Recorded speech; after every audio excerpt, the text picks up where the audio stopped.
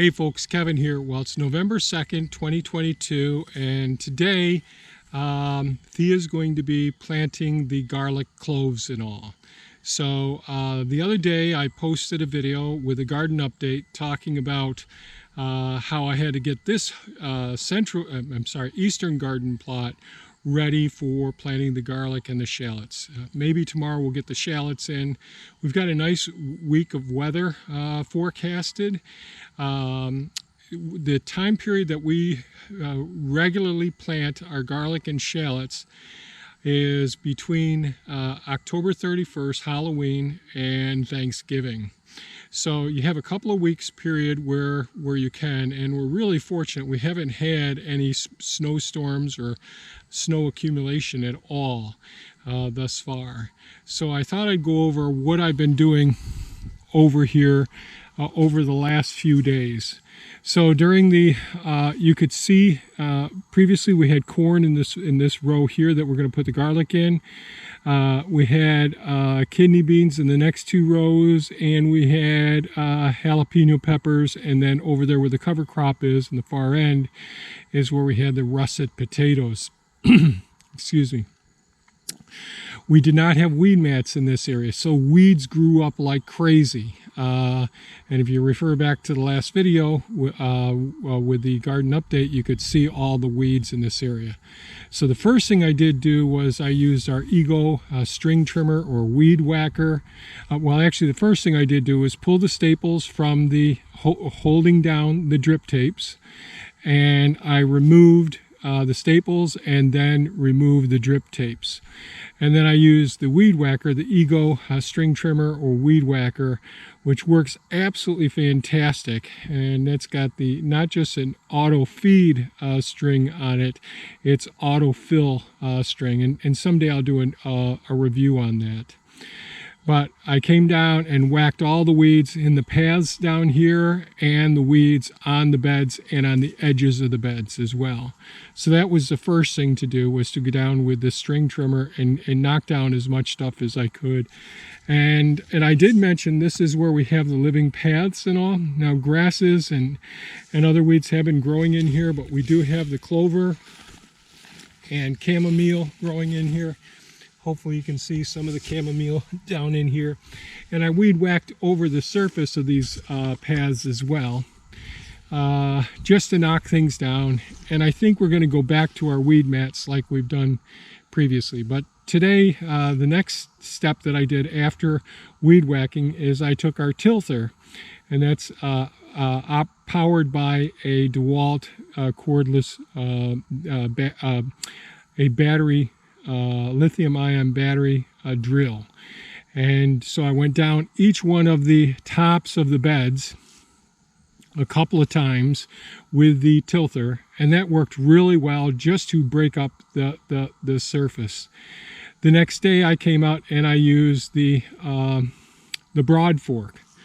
And so the broad fork, and maybe you'll be able to see this, the broad fork allows me to really take the tines, the forks on it. It's like a big pitchfork, and his, like almost 1 foot long spikes in it, and it goes right across. It's a couple of feet wide, and I stick it down into the soil, and then I tilt it back. And what that does is it helps to aerate the soil, and it really doesn't do much destruction of the soil structure at all. It does do some disruption, but the microorganisms are not devastated like they would be with a rototiller. And I left it that way. The next thing I will do is I'll go down with a tilther again just to smooth off the surface, so some of the material will drop down in there. And so what we're going to do is we're going to tilt it about 3/4 of an inch deep. And once we tilt it about 3/4 of an inch deep, that makes it super easy to get your finger down to the second knuckle, right about to this level. And that's about as deep as we're going to be put the garlic in.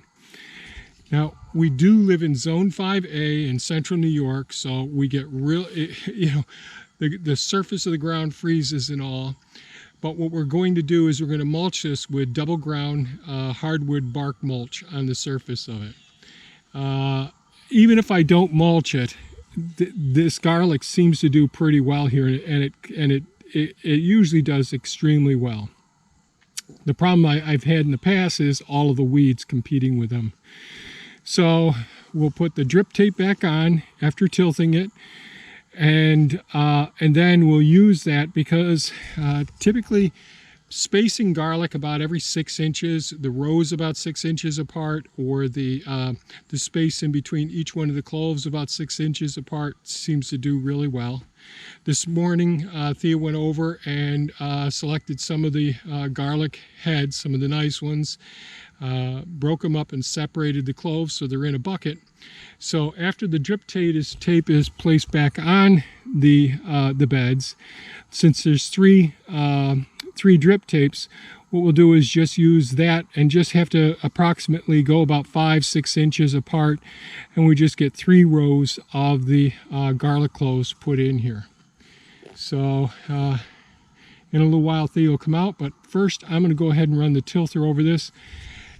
Now, we had corn on this bed and we did have soybeans on this bed. So under most circumstances, adding compost to it, and our compost pile isn't perfect yet. I mean, I still have quite a few yards out there, but I think I'm going to wait until spring, and I think the garlic will do extremely well, and we'll put a cover crop on this for next year. And we had a cover crop on it last year, so hopefully things will work out just well. I'm hoping that the soil is rich enough, even though it had corn on it and some soybean that really didn't do great. I'm hoping that we'll get good garlic heads out of it in the next summer. So we'll see how that works out. It's another experiment that we're running. So that's the plan for getting the garlic in, every 6 inches apart about. We try not to till the soil if at all possible. We just do tilthing the surface.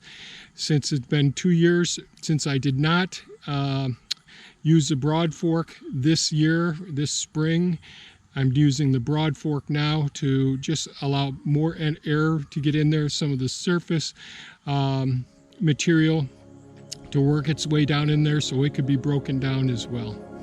So that's where we're at.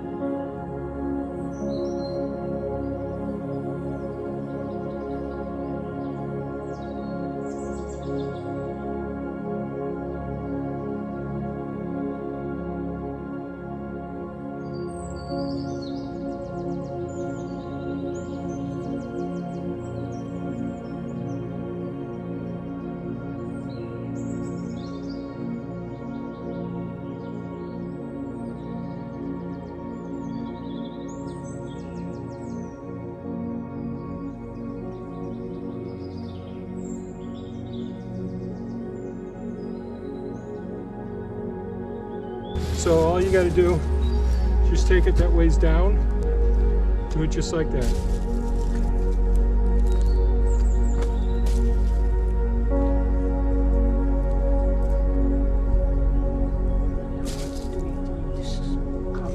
Maybe move that out of the way so.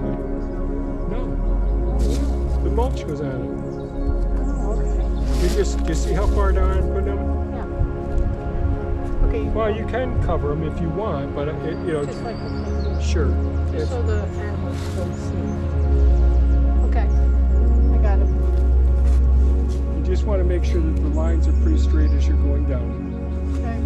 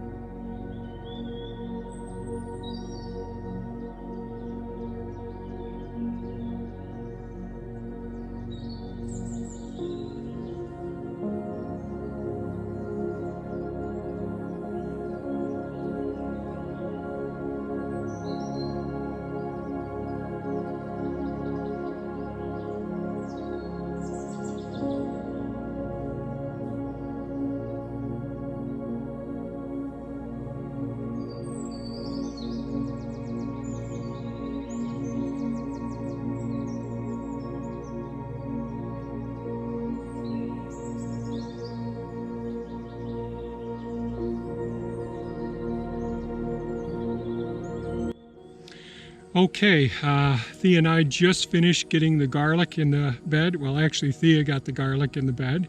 And I thought I'd do a quick review of the process that we went through. So this was a very weedy bed that we did not have a cover crop on after taking out the crops this season.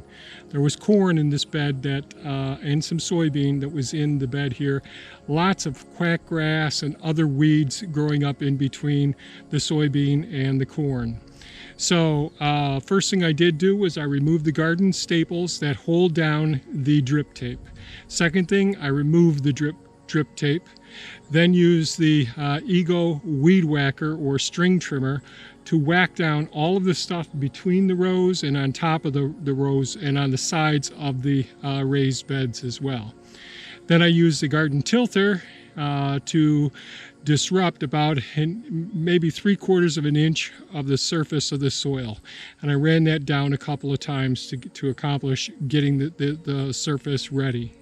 Then the next thing I did do was I used a broad fork, which has a long spikes on it, to go ahead and dig down real deep and just disrupt it, just open up little crevices, little earthquakes in a sense, all the way down, really doing minimal damage to the soil structure that's there.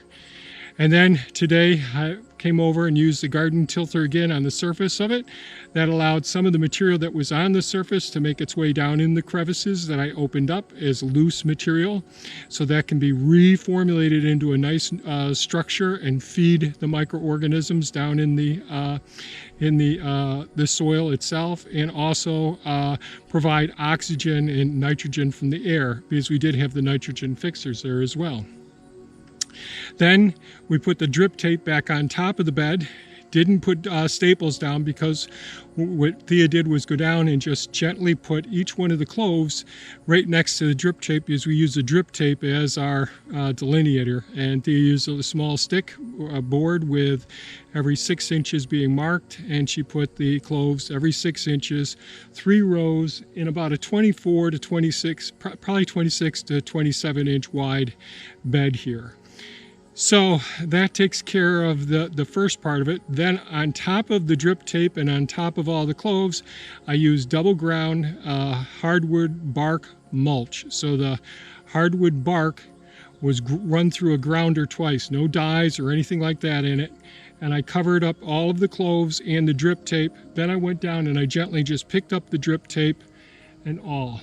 Now I may put some weights on the drip tape. I want to be careful not to stab the garlic cloves. If I do put staples in there, I'll feel down in there. And no water going to the system. We'll let the fall rain and snow irrigate the bed over the winter months. This section won't be covered, so that's interesting. So often I'll use a silage tarp to cover up crops and all, as I've done in the past, and you can look in videos in the past how well that worked. It worked extremely well. But since I'll have a crop here, the garlic in this bed, and double Dutch red shallots over in the other one there, I could cover up these 2 beds. I may go ahead and put leaf mulch on these beds and some compost. I may do that to feed these beds. I may use some of the cover crop, the tops here, but the bees are going nuts over there right now with the flowers from the greens. So that's where we're at this point. Garlic is in. We got to get the shallots in the next couple of days. Thea enjoyed herself out here. The sun came out this afternoon. This morning it was all fog, and I was working in other projects as well. So that's how we do the garlic. Every 6 inches in the rows can be 6 inches apart, 6 to 8 inches apart, and the garlic space every 6 inches, just burying it down a little bit of the soil. We plant the garlic and shallots between October 31st and like the 3rd week of November. The shallots, the Dutch red shallots, which have a really long shelf life, they taste delicious. I'll make a video about planting those next. They can actually be planted in the spring if you don't get to planting them in the fall, or early winter, like we are. And the Dutch red shallots really have a really long shelf life if kept in the crisper drawer of your refrigerator. So that's it for today's video, folks. I hope you enjoyed it. If you have any comments or questions, please leave them below. Please give us a thumbs up. That helps other people to find our channel. Share it with your friends. And by all means, folks, stay safe and take good care of yourselves. Bye-bye now.